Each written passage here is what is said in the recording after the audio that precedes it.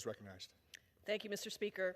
Here we are, once again, with my Republican colleagues bringing a bill to the floor that does absolutely nothing to address the needs of the American people.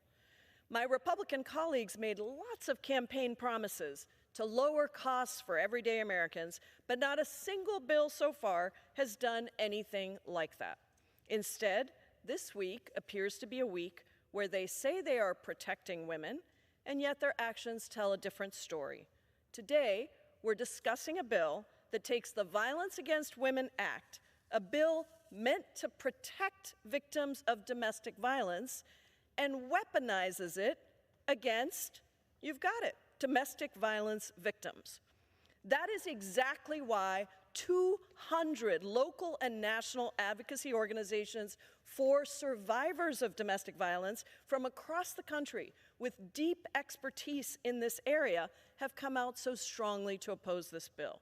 I'm talking about the National Task Force to End Sexual and Domestic Violence, the National Alliance to End Sexual Violence, the National Network to End Domestic Violence, the Asian Pacific Institute on Gender-Based Violence, and groups that serve domestic violence survivors in more than 40 states across the country.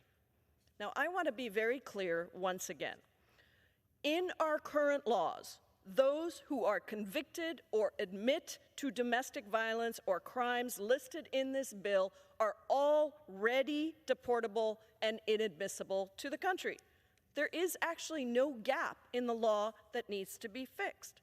Instead, in a perverse move, this bill would make it easier to label survivors of domestic violence as perpetrators, to make them removable from the country and eliminate existing legal safeguards that protect survivors.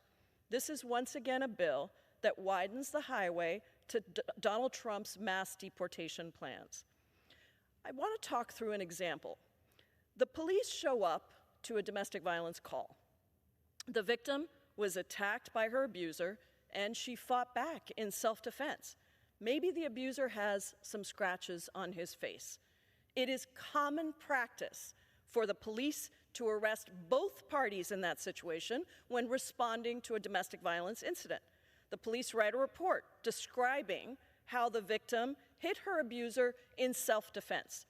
Under this bill, that is an admission constituting the elements of domestic violence, and this woman is now inadmissible and subject to deportation. Even if she is never charged, even if a judge later rules that she did not commit any crime, that so-called admission in the police report that she responded in self-defense to hit her abuser, that is enough to make her inadmissible under this bill. And that is, again, why more than 200 advocacy organizations for domestic violence survivors, deeply ensconced in the material of what happens every day across the country, far too often, those groups are all deeply opposed to this legislation.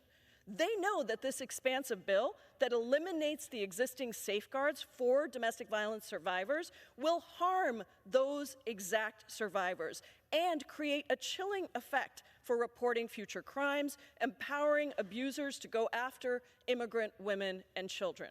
Right now, we're only talking about immigrant survivors, but is this bill the start of a dangerous road watering down protections for all victims of domestic violence that are across the country? Who is next?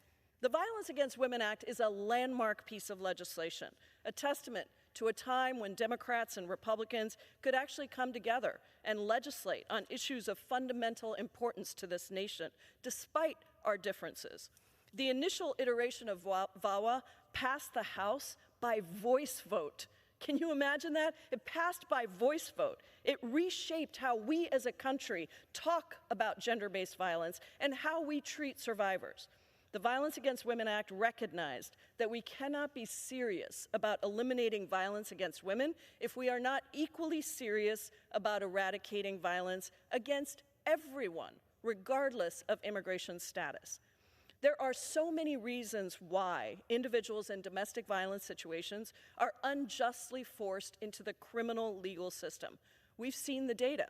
Too often, survivors are arrested alongside their abuser, and they're charged and even convicted of crimes involving violence, which later prove to be in self-defense or unjustly charged. This bill makes it more likely that we harm the very people we want to protect. One more minute. I grant the gentlelady an extra minute. The gentleman is recognized. Thank you. Here's the cruel irony. In the same week that Republicans are putting forth the nomination of a defense secretary who won't even say that sexual assault is disqualifying, Republicans want to fool you into thinking that they care about domestic violence and sexual assault survivors. Please. I suppose I shouldn't be surprised. Despite VAWA's bipartisan history, we now have to fight tooth and nail to reauthorize it. It was Republicans who let the Violence Against Women Act languish and expire for 3 years. And the leader of the Republican Party is once again a man who was found liable for sexual misconduct and bragged about grabbing and forcibly kissing women without their consent. Last year, we celebrated the 30th anniversary of VAWA's enactment.